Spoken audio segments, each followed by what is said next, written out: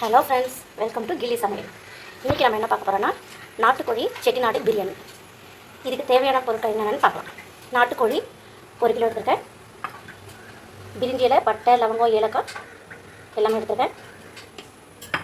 வெங்காயம் ஒரு 5 வெங்காயம், தக்காளி 4 தக்காளி, பச்சை மிளகா 2 பச்சை மிளகா எடுத்து வச்சுருக்கேன். அடுத்து இங்கே பார்த்திங்கன்னா புதினா, கொத்தமல்லி, இஞ்சி பூண்டு விழுது. இப்போ பாருங்கள், குக்கர் வச்சாச்சு. இதில் வந்து நம்ம தேவையான அளவு ஆயில் விட்டுருப்போம். இப்போது ஆயில் லைட்டாக சூடானதும் நெய் விட போகிறோம். நெய் வந்து 2 ஸ்பூன். இப்போது நெய் உருகிடுச்சு. அடுத்தது நம்ம வந்து இந்த பிரிஞ்சி இலை, பட்டை, லவங்கம், ஏலக்காய் இது எல்லாமே வந்து நம்ம போட்டுடணும். இது லைட்டாக ஒரு 1 மினிட்டுக்கு ஆனதும் இந்த டைமில் நம்ம வந்து வெங்காயம், நான் ஒரு 5 வெங்காயம் கட் பண்ணி வச்சுருக்கேன். உங்களுக்கு தேவையான மாதிரி நீங்கள் அளவை வந்து மெஷர் பண்ணி எடுத்துக்கணும். வெங்காயம் வந்து நல்லா ப்ரௌன் ஆகணும். ப்ரௌன் ஆகிறதால நம்ம கொஞ்சம் வெயிட் பண்ணலாம். இப்போது ஆனியன் வந்து நல்லா ப்ரௌன் ஆகிடுச்சு. அடுத்து நம்ம போட போகிறது பச்சை மிளகா. நான் 2 பச்சை மிளகா எடுத்துருக்கேன். அடுத்து இஞ்சி பூண்டு விழுது. இஞ்சி பூண்டு விழுது வந்து ஒரு 2 இல்லை 3 ஸ்பூன் கூட ஆட் பண்ணிக்கலாம். இது எல்லாமே வந்து நல்லா வதக்கிக்கணும். இப்போ நல்லா பச்சை வாசனைலாம் போயிடுச்சு. இந்த டைமில் நம்ம வந்து புதினாவையும் கொத்தமல்லியும் ஆட் பண்ணிக்கலாம். புதினா வந்து நல்லா ஒரு 2 பிடி எடுத்துக்கலாம். கொத்தமல்லி சும்மா கொஞ்சமாக எடுத்துக்கலாம் ஃப்ளேவருக்காக.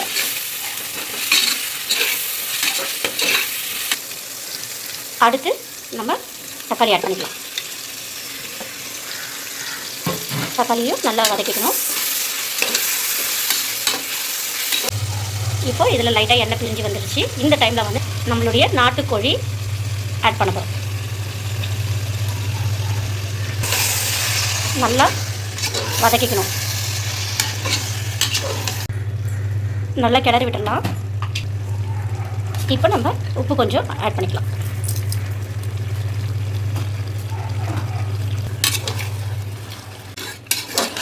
உப்பு போட்ட பிறகு நல்லா கொஞ்சம் கிளறி விட்டுக்கலாம்.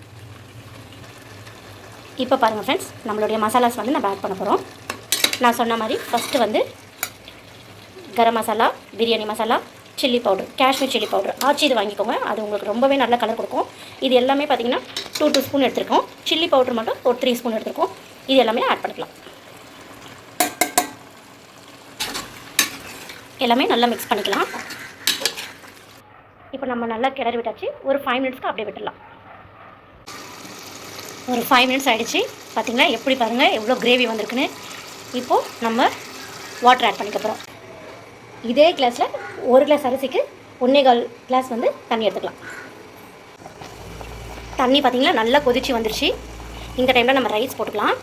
ரைஸ் பார்த்திங்கன்னா இந்த பாருங்கள், நான் ஊற வச்சு தண்ணியெலாம் நல்லா வடிகட்டி எப்படி பலன்னு இருக்குது பாருங்கள் ரைஸு. இந்த மாதிரி போட்டிங்கன்னா தான் உங்களுக்கு அரிசி வந்து உடையாமல் வரும். ரைஸை வந்து போட்டுக்கலாம். லேசாக கிளறி விட்டுக்கலாம். ரொம்ப கிளறிடக்கூடாது, அரிசி உடஞ்சிடும். சும்மா லைட்டாக கிளறி விட்டுடணும். அரிசி போட்டாச்சு. இப்போ நம்ம வந்து குக்கரை க்ளோஸ் பண்ணிடலாம். குக்கர் க்ளோஸ் பண்ணியாச்சு. விசில் வச்சிடலாம். ஒரே விசில் வந்ததும் இறக்கிடலாம். 1 விசில் வந்துடுச்சு ஃப்ரெண்ட்ஸ். ஸ்டீம் இறங்கிடுச்சு. இப்போ நம்ம ஓப்பன் பண்ணலாம். பார்த்திங்களா நம்மளுடைய நாட்டுக்கோழி செட்டிநாடு பிரியாணி எப்படி இருக்குன்னு பாருங்கள். அரிசி பாருங்கள் எப்படி உடையாமல் இருக்குது பாருங்கள். இப்போ நம்ம இதை சர்வ் பண்ணி பார்க்கலாம். ஃப்ரெண்ட்ஸ், நம்மளுடைய நாட்டுக்கோழி செட்டிநாடு பிரியாணி ரெடி. நீங்களும் இதே மாதிரி செஞ்சு பாருங்கள். கமெண்ட் பாக்ஸில் கமெண்ட் பண்ணுங்கள், எப்படி இருக்குன்னு சொல்லுங்கள். பாய் ஃப்ரெண்ட்ஸ், அடுத்த வீடியோவில் சந்திப்போம்.